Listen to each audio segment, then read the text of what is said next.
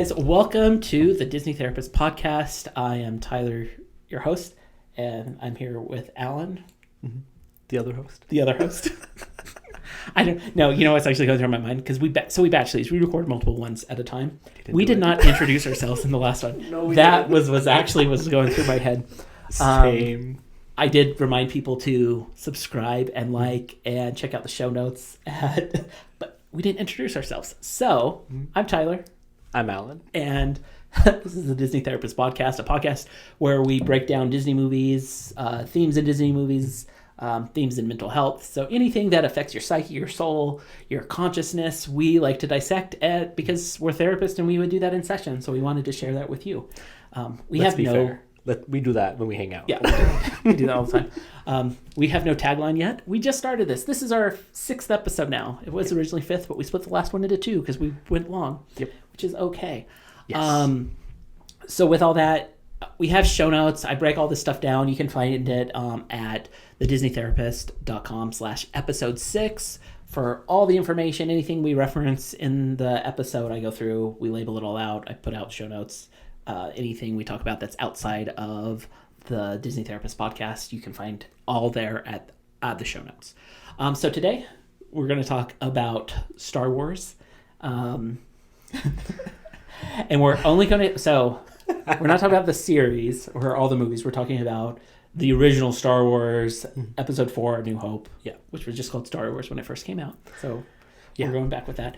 So, Alan is not necessarily super excited. No, so... I love the world. I love the world building. I love all of the mystery in Star Wars. And I think that there's going to be a lot of great depthy conversation we have around Star Wars and the themes in it. But I found myself having a hard time enjoying the movie through this lens. I think one of the first things that came to my mind was I actually haven't watched any of the first trilogy in a very long time. And so when I was thinking or trying to think about what kind of content was going to come up, I couldn't because I couldn't separate because I forgot where it had ended. Got it. You know, I just... Did... Now, this is something that isn't necessarily in the notes, but I think is kind of important as we kind of dissect things that have such a strong cultural presence. Yeah. What's your nostalgia around it? Pretty bad, actually, because I think I was watching it during a time where there was a lot of chaos in family. Okay. And I was just happening to watch the movie while chaos was happening behind me. So for you, there's no emotional connection to it. Not to the first trilogy. I think the first trilogy was something that I binged as a kid because it was like sit in front of the TV and watch. We have stuff to do. But the prequel trilogy, you feel more connected to? I have more personal meaning with. Okay. And so I consume that in a more exciting way. So the first trilogy was always looked at for me as kind of like the precursor to the prequel trilogy. Yeah. Which is actually, so I'm definitely more of a Star Wars fan than you. Yes. To say the least. I'm wearing a Star Wars t-shirt for those of you listening to the podcast.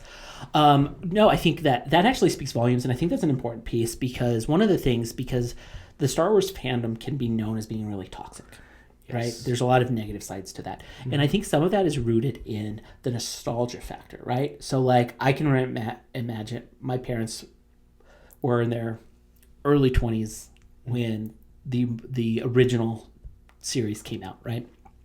So it was the first time it broke records. It was like such a cultural moment that it definitely influenced them, right? So anybody who liked science fiction or liked fantasy stuff, this was like groundbreaking, right? So there was this immediate connection to it, right? So then we fast forward to when I was younger. They re-released Star Wars on VHS.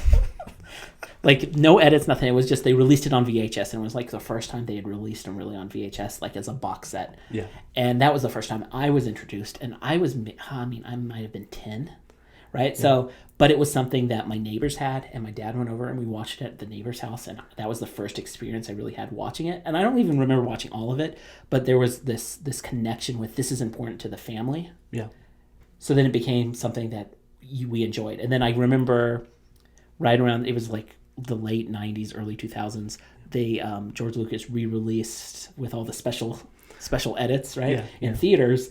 And we weren't very financially well off, but that was something we afforded to do, was go see it, right? So for me, it was like the original movies, there's more of an importance, I think, that the family put on it. Okay. So it stood out. And what you described is actually something I think is happening a lot more now, which is kids grew up and the movies came out when they were kids, like the prequels. Yeah, yeah.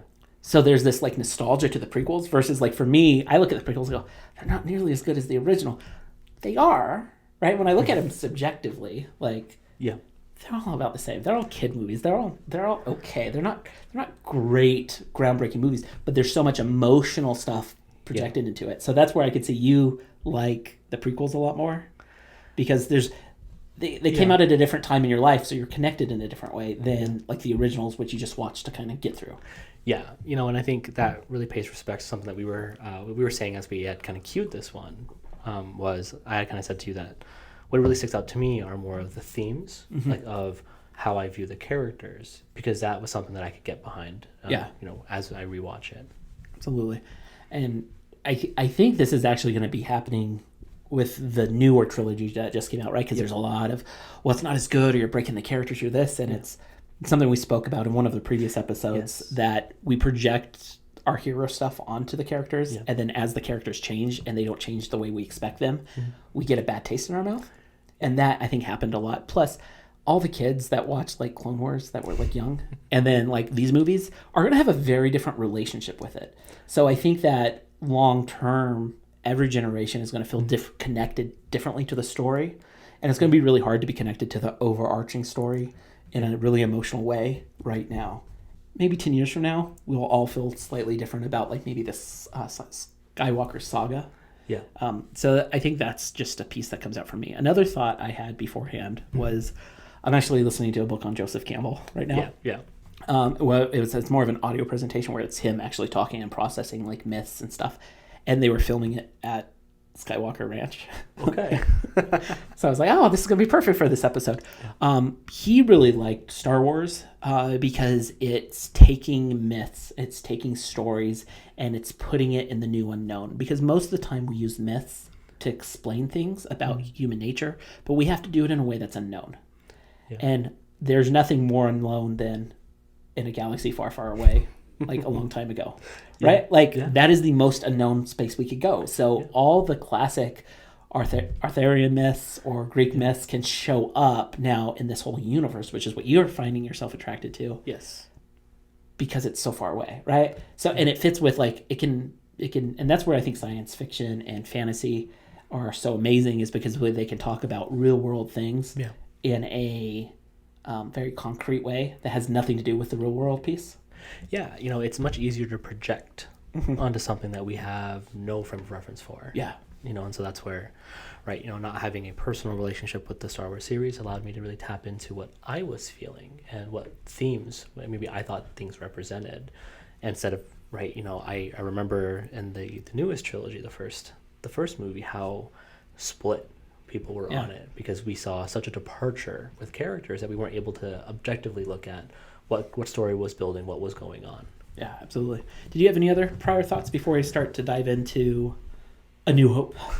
I think the biggest thing, and you kind of hit the nail on the head there, because I think, if I remember correctly, Joseph Campbell's, one of his biggest books is actually called like The Hero's Journey. Yeah.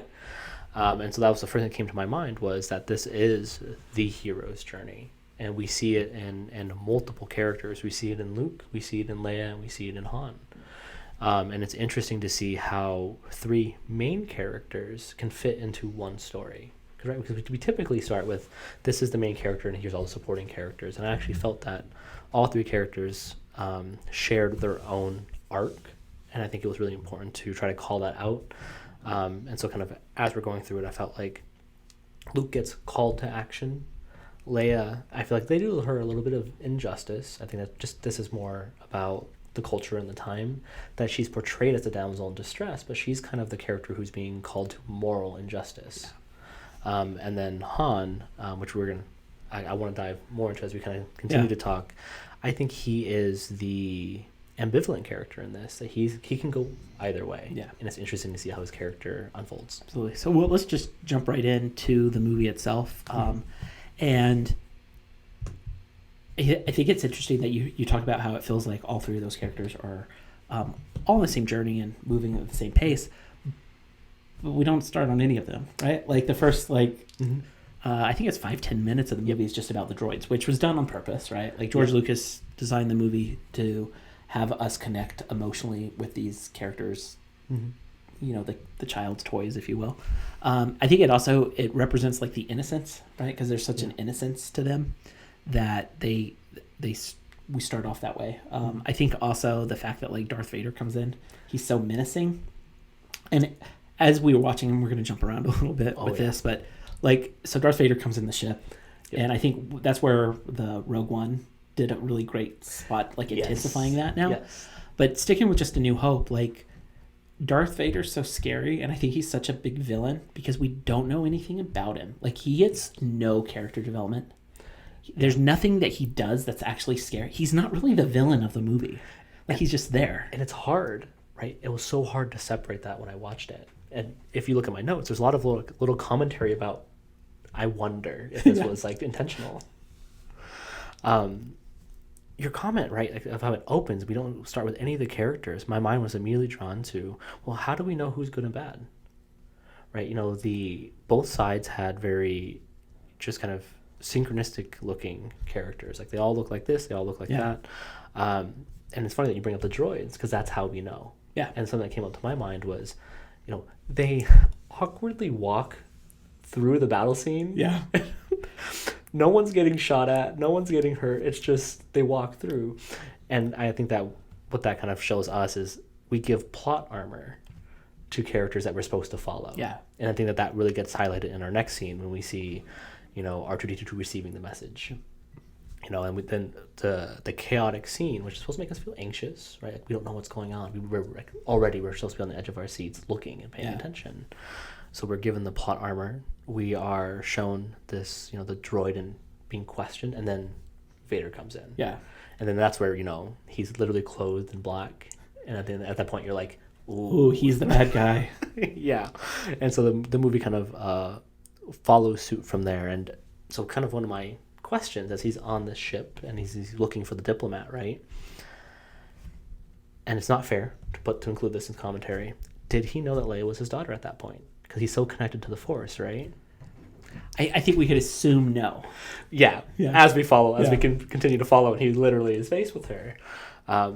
We can assume no, but it's interesting that we have this encounter in this movie, and I think this is some of where I think my objective view is really going to be annoying, because I'm going to point out every single one of these things. But I thought it was interesting because he runs into her, and there's an opportunity there for like meaning and hidden message that we never really get a call back to.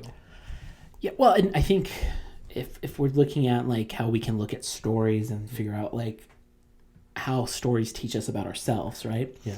Darth Vader's a great example because I wrote down like his reckless pursuit of what he wants. He often overlooks the obvious. Yes. Right? That how like he just is constantly just like forcefully trying to get what he wants, and he misses moments. That's so big, and in so many different ways.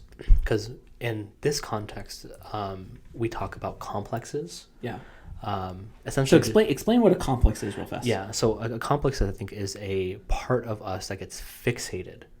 Where we need to enact a certain thing because it's going to absolve us, or it's going to, we're going to have justice, we're going to be right, and so he feels compelled, right? So since he's so compelled to, do this one thing, he is going to miss so much, and that's interesting because once we get to the prequels, we're going to see how it leads up to this point, and very interestingly, how Vader is not so different from the villain in the current trilogy, in the Skywalker saga. As much as people like to kind of comment on how different they were in such a negative way, one is just more culturally that's how we saw that behavior, where maybe during this time period, someone who was compelled and stuck in a complex might have acted like this. Yeah, absolutely. Mm-hmm. I think just looking at Darth Vader, that the lack of development, but the pursuit is why he, I think, stands out as a villain so much in the first. Obviously, he gets more in future movies. But even then, he has no development really throughout the original trilogy. Yeah. But the fact that like he's constantly like pursuing Leia to like do what he wants, but he's not really ready to like kill her. Yeah. Right? And that comes from Grand Moff Tarkin. Is that, I think, how you say it, right? That he's the real villain, right? And the thing is, Vader's intimidating and scary, but Tarkin, like, has no fear for him. Yeah. Like, he can call him out and put him in his place, which I think shows that even, like, the darkest side of ourselves, right? Mm-hmm. Which is our shadow, whatever we want to, like, call it, the darkest side of ourselves can sometimes get told what to do.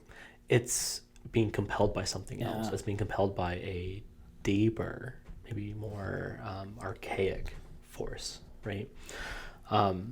So something interesting, right, is someone who is stuck in a complex and is compelled to pursue something is going to look very unraveled and is going to be easily offended.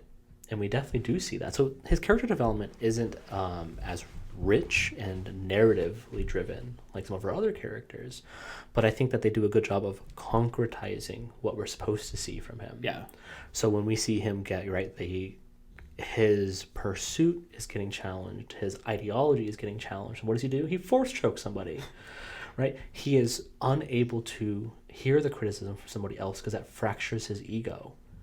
Which is how we can learn. Like, we all have like that Darth Vader part of us, right? Yes. That complex, which is if things aren't being said to us or done in the way we want to force choke someone.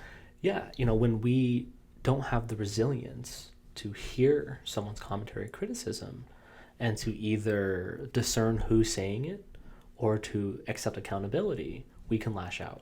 So let's move to the next main character that we're really introduced to. I mean, Leia shows up slightly, but not really. Yeah. Is Luke. Yes. And all in white. Yeah, right. Representing kind of the lighter side of all of this. It was interesting because I had this idea of what Luke was supposed to look like in the beginning of this movie and kind of how it gets presented to him. And just because of nostalgic lens, that was ripped away. And I actually enjoyed what I saw versus what I thought. Oh, okay. He's normal, and he's just living his life, and he's trying to do this individuation thing with his uncle, right? He is stuck between trying to individuate and become his own person, but also keeping the relationship with the family alive. Yep. And I think that the introduction to R2 and the message really begins the journey. Right, this is where the call starts, but it's a faint call. Yeah. And kind of the introduction of, Obi-Wan, right, and this curiosity of, I wonder if that's Ben. Yeah. It begins kind of this curiosity that we see unfold. Yeah, I think there's a great meme that's out there. It says like Anakin at this age doing this thing, and then there's Luke who's like playing with a ship at like this age. There's a strong innocence to him, right? Yeah. That there's this high level of innocence when we first meet him, but there's a longing for something else, which I think we all experience. Like, one of the things that I know I've experienced in my life is wanting more, but then sometimes feeling so happy with what I have, but then something happens and I feel like I lose that innocence. And I think that's what happens with Luke. Like, he's longing for something more, but he's kind of like happy and content, and then the rug gets pulled out from underneath him. Yes. I think, right, he shows that curiosity, but it's not so much that, yes, he is comfortable, but there's another part of him, another character that pulls him out from it. So he talks about the curiosity, he wants to do these things, and the uncle says no, just flat out no, and he doesn't have the flame, he doesn't have the motivation to go, no, I'm going. Yeah. And I think what you're talking about is now what we're going to see is in the next part of this movie is the build up to getting that flame. And you said earlier, like the hero's journey, right? So we hear that a lot, right? But that comes from Joseph Campbell's The Hero with 1,000 Faces, which he looked at all these myths, all these stories from tons of cultures, and he saw that there's a certain path. And I think we all learned this in like our middle school English class, right? We're supposed to. We might not always remember it, but there's this certain path that the heroes tend to take. And I would say that I think that this is maybe what the collective unconscious, right, is telling us, that these are the journey that we're all on. We're all on our own hero's journey. Yes. And we all have these struggles that just will keep repeating, and we have to find ways to work through them and continue to develop. But to put a pin in that and kind of talk about the uncle for a second, because I wrote down this line that I think is really important. It's kind of surfacey. Okay. But so the uncle's like, no, right? No, you can't go do that. No, you don't need to. And his aunt was like, when Luke walks away, he's like, you gotta let him go. He's growing up. And he's like, he has too much of his father in him. He goes, that's what I'm afraid of, right? Yes. But like, obviously, once they added the prequel trilogy, there's this whole like new understanding of what that line means in this movie. Yeah. Right, that retcon, if you will. And it stood out to me is how often do we force things on our family members because there's a family secret, right? That a family secret will cause some type of conflict, right? We're not talking about this, something that some people don't know, but there's this secret, there's this history that's hidden, and because it's hidden and there's shame around it, it influences what happens. And then what happens is Luke goes on his own adventure, and then something bad happens, right? Yeah. So just to be really thoughtful that family secrets kind of breed really unhealthy things sometimes. Yeah. And so one of the commentary that my inner dialogue during this, and why it was so difficult to hold just the first movie, was because your comment speaks to, if we were to inject it kind of in the bigger, at least the trilogy, how that information could have circumvented so much conflict. Yeah. That housing the secret and not talking about things keeps us naive. And I think that naivety is something that maybe holds us back.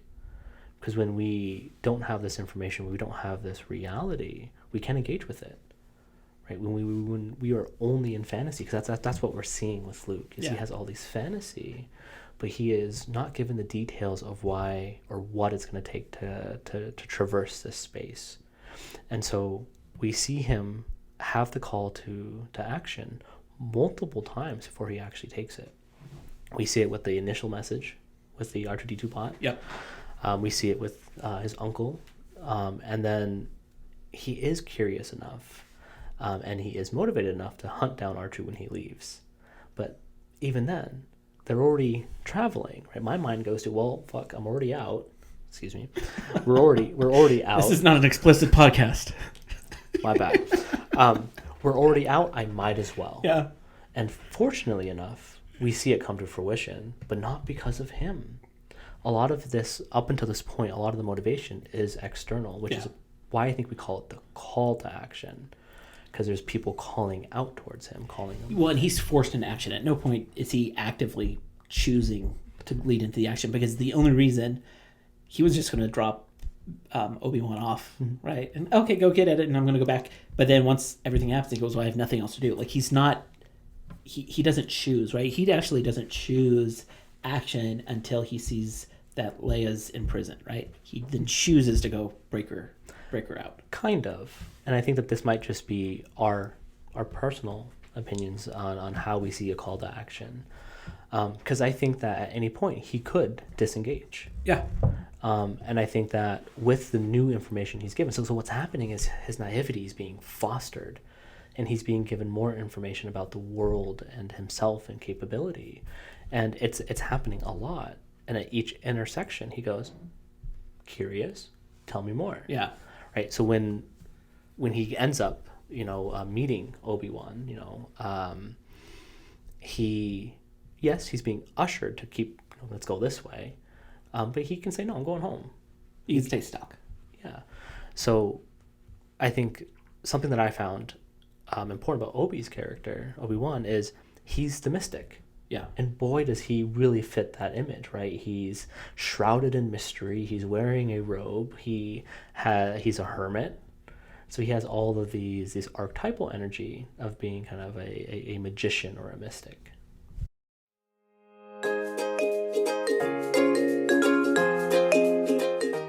Hey guys, thank you so much for watching and listening to this podcast. We really appreciate it.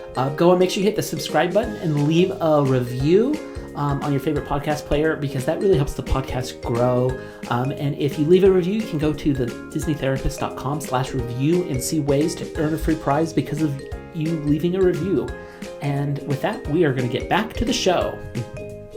And Alan's going to do one of these one time. At some point. Maybe like episode 10. Yeah, okay. I'll hold you to it. Well, this is 6. So, I mean, yeah. Getting there.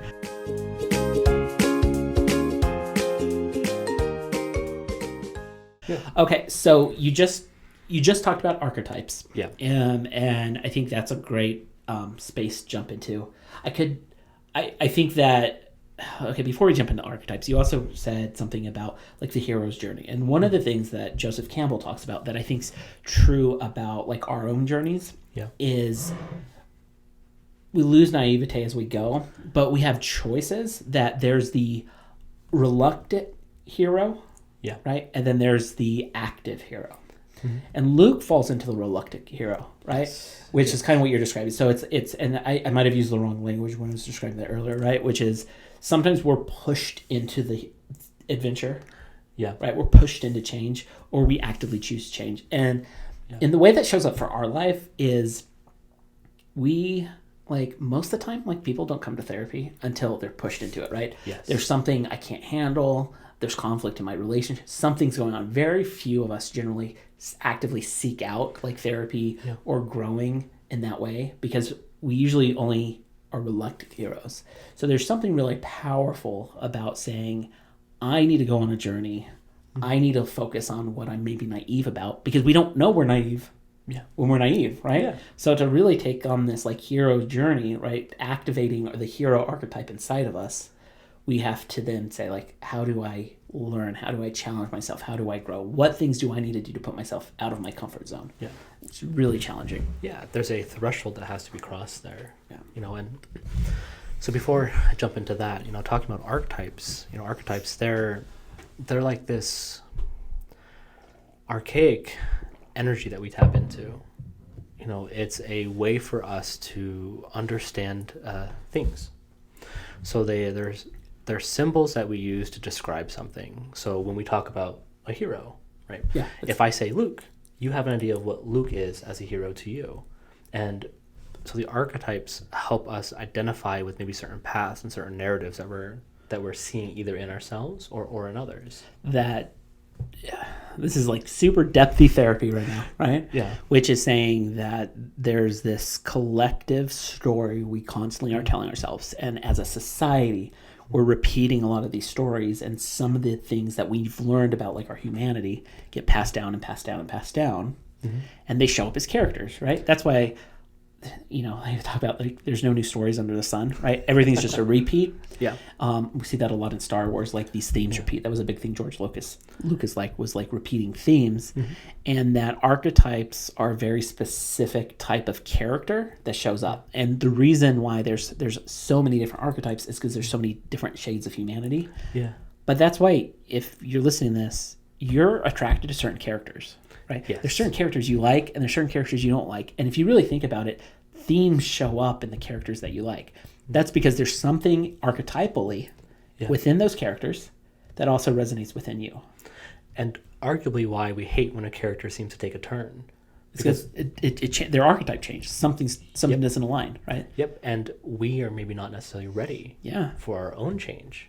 And so if we're aligning with a character and we love them, we love where their story's going, we inject our fantasy of us being that character or what that character represents and how important that is for us. Which explains Luke through fast-forwarding it, like Last Jedi, right? Yeah. There's such a reaction to that because who he became wasn't the person maybe we resonated with at the beginning of the story. Yeah. He's no longer called to action, so he's no longer this reluctant hero. He actually becomes his own mystic, his own magician. And so we've spoken in great detail about how Luke is a hero and what kind of hero he is. And so the introduction of Obi-Wan, he's a magician. And magicians are interesting characters. It's an interesting archetype because it's like the mentor. Yeah. It's this character that is in a story is supposed to step in and guide us and teach us something. And I think that that's what we see when Obi-Wan is introduced, is he's decreasing the naivety of Luke, and he is sharing fact. He's sharing reality. He's encouraging him to believe in the Force. And because he's the reluctant hero, he provides a bit of fire and motivation into the next story segments. I think something you stands to be is like, so you call him the mystic. Yeah. Right? I would call him the wizard. Yeah. Right? It's the same archetype, Yes. but they're different shades of it, right?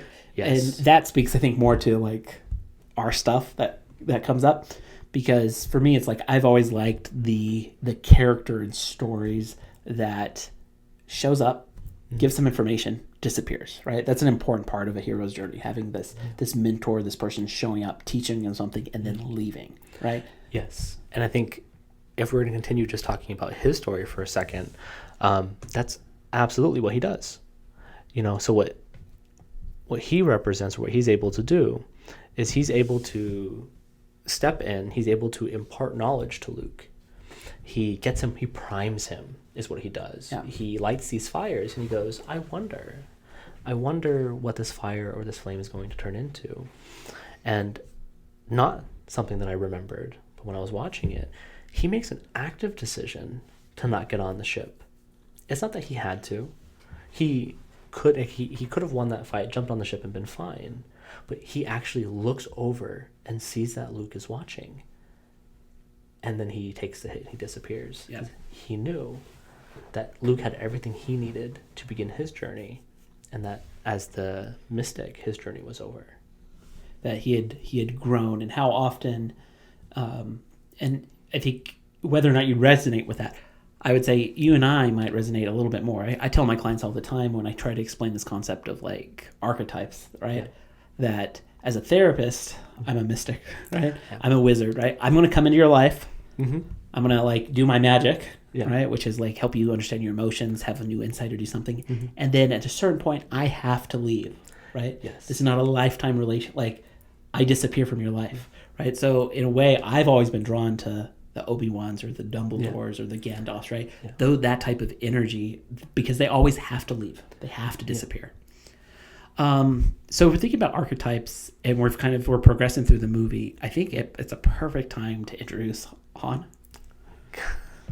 So, interestingly enough, I didn't really have any affinity towards him, and he was just like that cocky, arrogant character, right? He's kind of the edgy character of the movie, and in building all the other archetypes, I realized he's the fool. Okay, so explain what the Fool is. So the fool is an interesting one.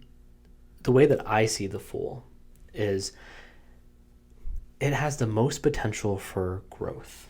The fool is actually, I think, an important function or part of us, because it can either plunge us into darkness or lift us up. It does both. And so when we go through experiences, I think it's what tips the scale. And that became really apparent at the end when he's like, I'm out, goodbye. Yeah. Right? He leaves with the Millennium Falcon. And we see him come back and tip the scale. Right? So the story would have been completely different if he decided to say, you know what, this isn't worth my time, I'm leaving. He would have been the destruction of the story. He would have been the destruction of Luke's hero's journey, because he would have died. Absolutely. I'm trying to think. I had a different archetype for him, and I remember we talked about it, but I don't remember. I didn't write it down in my notes. Like, no. Yeah. The fool is, I think, the aspect of that's in all of us that can trick us into things. So I listed him as the Scoundrel, which is a type of like fool. Yeah. Right? Yeah. And this is where archetypes get really exciting. Is if you've never like explored archetypes, there's no right or wrong. Nope. Right. And that's, I think, the hard thing, because when we first started, like, I think me and you were exactly the same. We were introduced to this concept of like looking at like our psyches, our souls, and recognizing there's all these different parts. And the first thing me and you wanted to do was be like, okay, so where's the list? How do I learn them? Right? That we need to learn them. And what happens is the more you start to study these character types and how it actually shows up in our life, because I think you can study this in like almost like an English major type thing. Like, okay, here's this character, here's this. Yeah. But that misses the point of them, right? Like, it's about looking at these characters and how they show up in our life. And I put Scoundrel, right? Because a scoundrel tends to do shady things. Like their moral compass might be a little bit broken. Mm-hmm. But generally when a scoundrel's in a story, they do the right thing. Depends. It depends on the story. Yeah. And that's where it might not be like there's another archetype and I'm missing it right now, so I might have to leave it in the notes if I think of it, if I can't think of it before the end of the podcast. I think Han's story just shows like I think he's also like a reluctant hero, right? Mm-hmm. And both Luke and Han at a certain point have to make a decision on being an active hero. Yeah. And I think from that point forward, they're active heroes, right? Yeah. Han maybe dabbles a little bit in being a reluctant hero, maybe the second, like Empire Strikes Back. But overall, they're heroes, right? They've chosen the hero journey. And I think that's why why the Fool resonates so much. Because the Fool's both. Yeah. Right? The Fool tips the scale. And so in this one, he happens to choose, the hero's journey. But in other opportunities, he chooses maybe more self-interest and he's a little bit more selfish. That's what the Fool gets to do. I'm going to butcher this, but the Fool is rooting for both sides. The Fool is looking at what is going to be an overall net gain for me. And that's where I think that, his is so murky because we want to call him a hero because he's done heroic things. Yeah. But right when we meet him, he is not doing heroic things. He's actually a little conniving. Right? So, but I think so that speaks to what goes on in like the theater and in our story, because there's something about him being likable, right? Mm-hmm. That the Fool is likable, but we want the Fool to do the right thing.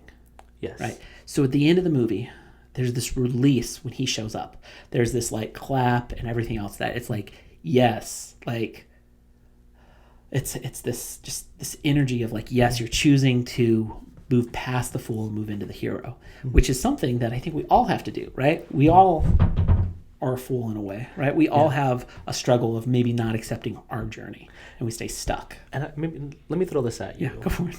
What if he's never the hero and he is always the Fool and we are uncomfortable with him? We are uncomfortable if he doesn't show back up because what we need, because when we're consuming this, right, we're doing a little bit of repair and we're doing a little bit of understanding.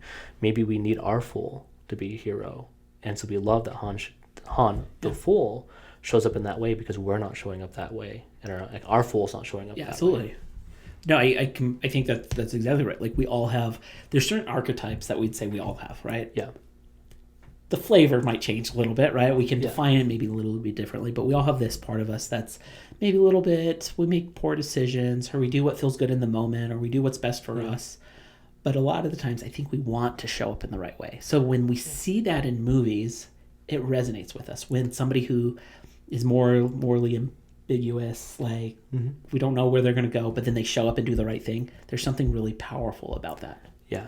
Interesting connection that just came to my mind is I wonder, and all the Freudians would have to tell me about this one, if the Fool is mostly related to the id, where it's almost like the meta voice in our head. So here we are processing a conflict, and there's a voice that comes in and goes, yeah, but we get this if we do this.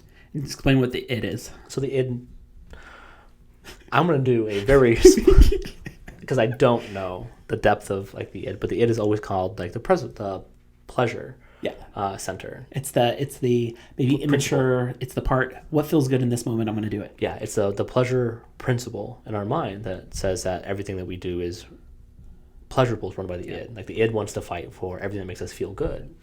And that's what the Fool kind of does. The Fool is concerned about our survival. And so if our consciousness can survive stepping into the hero's role, then I think that we can. But I think that sometimes we get stuck. And our Fool is actually saying, you're not strong enough to put yourself out there like that. You need to run. You need to leave. And we're thinking about like how the movie wraps up with like archetypal energies and why so many things resonate is because like when Luke is getting ready to blow up the Death Star, he puts on the countdown that says to shoot it, right? Yeah. And then Obi-Wan's voice comes over and says, use the Force, right? Everybody's like, yes, it's going to happen, right? Because there's something about taking the spirit, the mystic, the spiritual side, right? And saying, okay, I'm going to let that influence me, and I'm still going to do the right thing, right? I'm not going to rely on the tools or the structure. I'm doing the right thing because my wizard, my mystic, my belief system that I've learned and I've grown is guiding me, and then I make the right decision. I do the right thing, and there's that release in the movie because of that. Yeah, something I noted with that was that's what turned him, I think, into the reluctant hero, into the active hero, because all of his risk taking and all of his faith got rewarded. So his belief in the Force gets concretized. His belief in Obi-Wan, who introduced him to the Force, gets concretized. And it sets him on a path, I think, in the next couple movies to be more of that active hero. And let's talk about maybe the last main character and like archetype, Lea. So I don't think I actually had an archetype for her. What do you think should be, if you're thinking of it right now? She kind of ebbs and flows, so I would have to find one. So here's the thing, right? With archetypes, we can say that they're just our personal symbols, and that allows us to connect to the archetype. Absolutely. But for her, she's kind of. I'm trying to find out how to say this works. She is cold and rigid. But she kind of fits in this weird place, and that's where I was saying culturally, she's a damsel in distress. Yeah. But as her own hero, she knows what she wants. She's the diplomat. Maybe that's the archetype. I'd have to figure out kind of more of a collective understanding. But she's like the diplomat, the politician, right? Where she comes in and she is very idealistic in a certain direction. She represents like the rebels, right? She's maybe an ideological character who says, this is maybe where I want to go. She holds she is like the moral compass, right? Yeah, I think like a politician is a perfect archetype for her. Yeah. It's just challenging because a politician archetype doesn't get fleshed out enough in the movie because the movie's an action movie, right? It's a story about let's do this, right? And pretty much from the cantina scene, there is not a slow moment, right? There's not a lot of, there's some small character moments where they're doing character development, but really it's like one thing to the next thing, to the next thing, to the next thing, to the next thing. And I noticed my notes stopped pretty much after the cantina because it didn't see it, like I knew everything that was going to happen and I was paying attention and just kind of rewatching and connecting. And that's the hard part with, I think, Lea, is that the politician stuff comes out, but it comes out in dialogue when she's not in screen, right? Yeah. So they're going to blow up her home world, and she's distraught, and she gives them the name of some place. But she didn't really give them the real name, right? She lied, she manipulated, right? The kind of very politician. To do the right thing, she lied and manipulated. Yeah. But we don't see that. That's just, it's a line of dialogue that gets thrown away. So that's where I think that she gets such a disservice, especially in the prequel or in the original trilogy, is that she doesn't have that strong energy show up. I think they try to make up for that in the newer stuff. Because she does resonate. She is an important character, and she's also the one, really, she is the spirit of the rebellion that draws Luke and Han's hero journey into it. If she wasn't there, they would not have completed their hero journey. They needed the heart, and she was the heart of that. And and I think part of where I get maybe so frustrated with her character and trying to understand where she fits is not only do they do a disservice, I think, with character development and not fleshing out this politician, I think that they tried to mesh her with different characters, right? The politician didn't need to be the damsel. Yeah. And we see this happen kind of in the trilogy where we see her character go from this very powerful character to these very vulnerable moments. And not vulnerable because she's being honest, but just these very, doesn't really fit. And I felt that way with the way that they're trying to portray her and talk about her, but her actions were great on screen, right? Luke is kind of fumbling around trying to figure out how to get across something. She grabs the gun and starts shooting. Yeah. I think that she's a very powerful character at a time when maybe that wasn't necessarily good for the screen. Yeah, and there's a little bit of like a mystery around her character as she shows up because everybody likes Leia. Yeah. Right? Like she's likable. She's an important character. She doesn't get that much screen time. She doesn't really do that much, but there's something about her, and I think it's that heart. I think it's that what she knows who she is. Like she's not developing. Like she doesn't change in the movie. Yeah, she doesn't need to, right?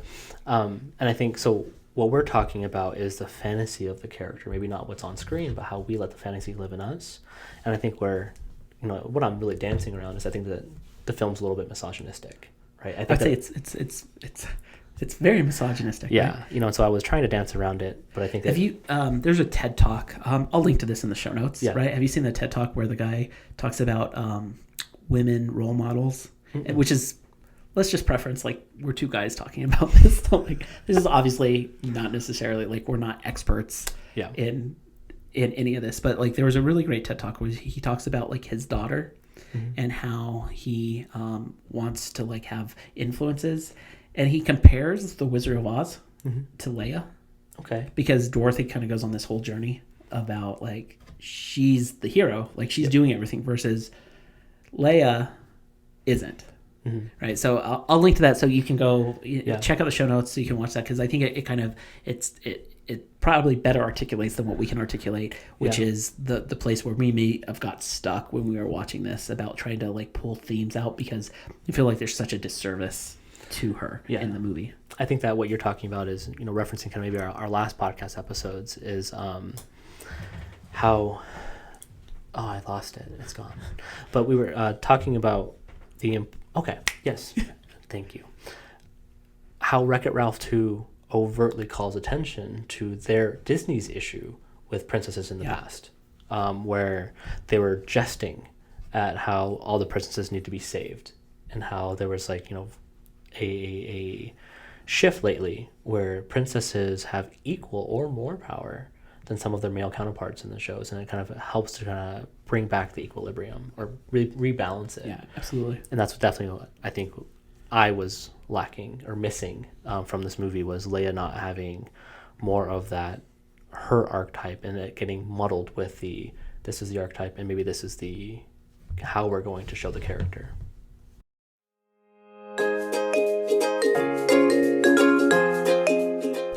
So thank you guys for watching and listening to the podcast. We really appreciate it. It can be found on all podcast players and on YouTube. So follow whichever way you like best. If you'd like to join our community, we have a page on Patreon that we'd love your support. This is where we're going to build our community that pick future episodes. If you have questions about current episodes, all this stuff, we really engage with you through our Patreon account. So if you are liking the podcast and would like to support us, please feel free and check that out. And with that, we'll be back to the show.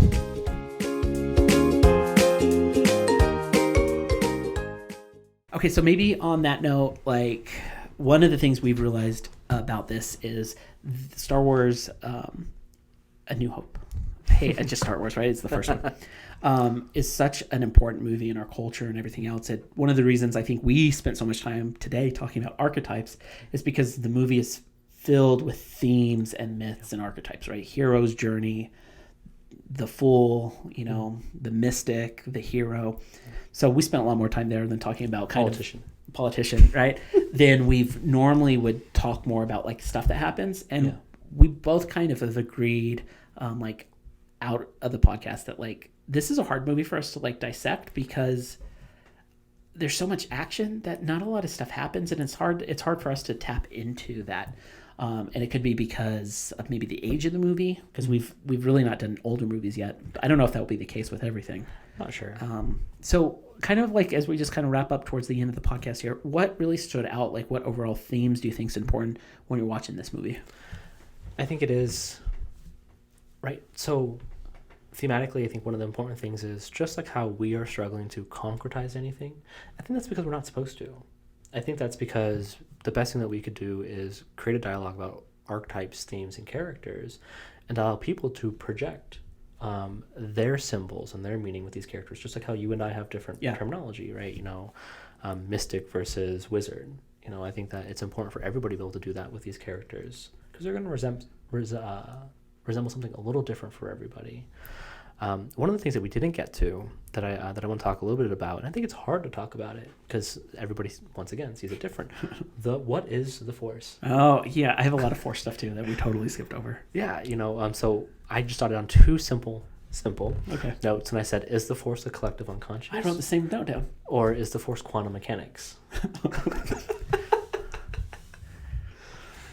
I did not go to quantum mechanics, but okay, so collective unconscious. Let's just break down real fast because I think sometimes like we both like doing this deeper psychotherapy type stuff, right? Yeah. That we have language to use to describe stuff that feels so natural when we've learned it, but it's really hard to understand. It's even hard, like, even though we use the language, it's still really hard for us to understand. Yeah. Like, we listen to other podcasts about this stuff, and we hear people talking, and we're like, wow, they're so much smarter than us. But really, it's like, these concepts, these stuff is hard. And the reason we wanted to do this podcast, we end every podcast like this, like, talking about why we do this, which is we wanted a way to start to introduce psychological concepts in a way that's really easy to eat, right? So that brings me back to collective unconscious, right? Yeah. So we have our consciousness is what we're currently thinking. Yes. We have our unconscious, which is the parts of ourselves that we don't have current awareness of. Yeah. It's like, really, if you think about it, like the part of yourself, your part of your brain that's making your heart beat, like that's unconscious. You're not thinking about it. You can't think about it. Yeah. And the hypothesis is there's lots of parts of ourselves. There's lots of aspects of ourselves that we don't always have consciousness of. So it's our unconscious. Yeah. And then if we bubble that down even deeper, that we would say that as a society, we have this collective unconscious, that there's these stories, there's these myths, there's these energies that we exchange with each other, that we're sharing and learning from each other, but none of us are consciously aware of it. Mm-hmm. And it comes out through stories, through myths, through archetypes. And we can only start to understand some of these things through the collective unconscious, right? So that's where you might identify that as spiritualism. You might identify that as like some religiosity. I think Joseph Campbell talked about like that's the mystery of a myth, right? That there's something special in mystery, and in like a Jungian psychoanalytic lens, right? We call it collective unconscious. Yeah. So one of my things is helpful to understand that connection is, so right, like you said, we've got our consciousness, or kind of what we're currently thinking, and what we're attuned to in our feeling, and then in the personal unconscious, we have all the things that have ever affected us, and of course we can't have that readily available. Some things we're good at, they're scars that we have mended, and we know them, and then there's the wounds that are active that we try to ignore. So that's where that is, and we can tap into that. We can get like glimpses of it. I think it's kind of like peering beyond the door, right? When the door is cracked open, we can kind of see what's in there, and we can, if curious, keep talking. But I think the video died. But. And if curious, we can start to understand what that means for us. Now, the collective unconscious is difficult because, right, just as we said, I think we have an idea of what we think it means, but it's really hard to concretize because none of Jung's stuff is supposed to be concretized. Like that was his whole thing, was take my teachings and apply it. So I'm going to talk about collective consciousness in two ways. The first thing I'm going to do is the way that it was told to me that makes the most sense. I think Gary said this. Okay. Which at a time when everybody was curious about what was in space, we all started looking up, and then mysteries of UFOs started coming out. So I think that it talks about how, as a collective, we are all feeling some of the same thing. And I think that we can, that pandemic, we are collectively feeling that. And there is a world narrative there. As much as we might be trying to fight it, as much as we have our own personal relationship to it, there's a collective feeling there. And so that's where I felt like when I saw, when Obi One was explaining the Force, it sounded like that this was a way to tap into all things.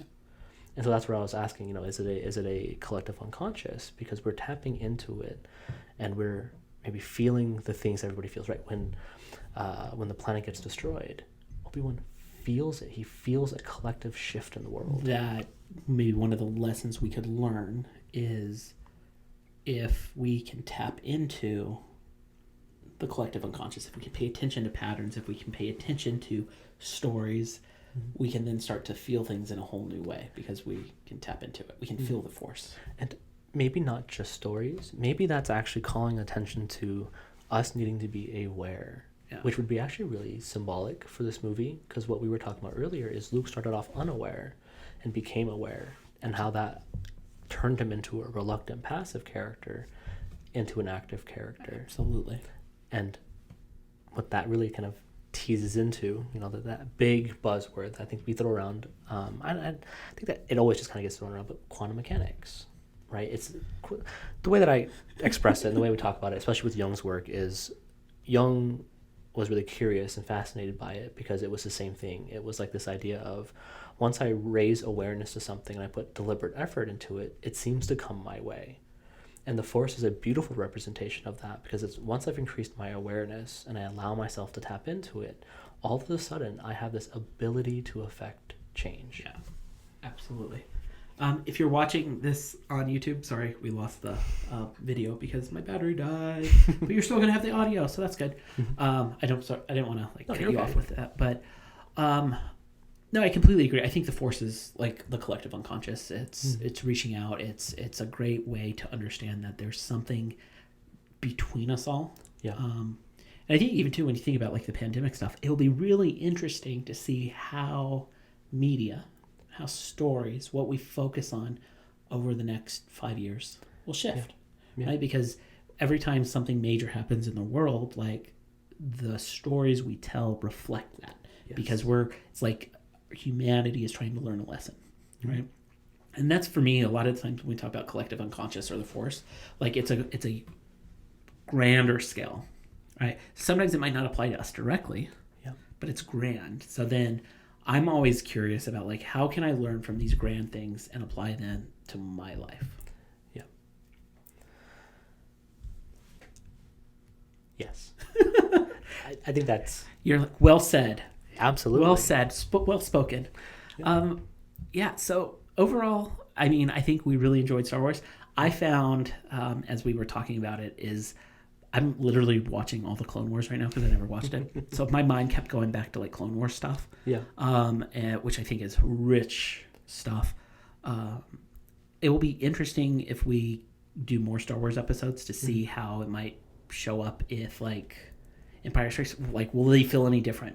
Because I think that one of the reasons why A New Hope was so powerful is because it's not deep in any one direction, right? It's not telling anyone's story. It is telling a very basic hero's journey. Yeah. It has very basic archetypes. So we're able to project so much of what we want onto it, which is why it's lasted so long.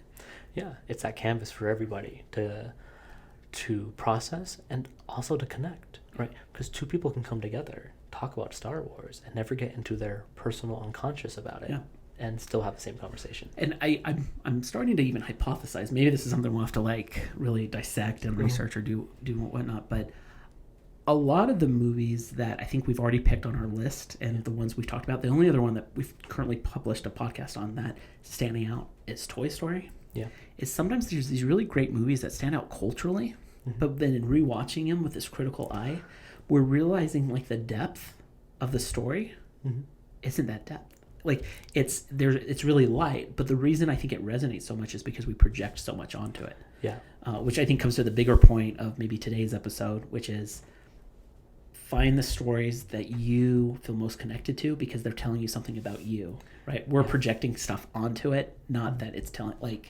not telling us stuff about us. We're projecting meaning onto it, and we have to get curious about what that meaning is. Yeah. So I'm not sure how often you do it with clients, but I know through our mentorship, we got the same message. But what we're essentially saying is we're encouraging everybody to find and use their own voice. Yeah, absolutely. So with that, we were going to end this week's episode. All the show notes and the links to some of the other YouTube videos, other podcasts, all the stuff that we've mentioned, because I will re-listen to all of this and leave all the notes, will be found on the disneytherapist.com/episode 6. You can subscribe to your favorite podcast player. Make sure you leave a review if you go to the disneytherapist.com/review, which can be found on any page on our website. You can follow the instructions to be able to get a free prize if you leave a review on the podcast. And with that, we'll see you guys next week. Bye now. Yep. Bye.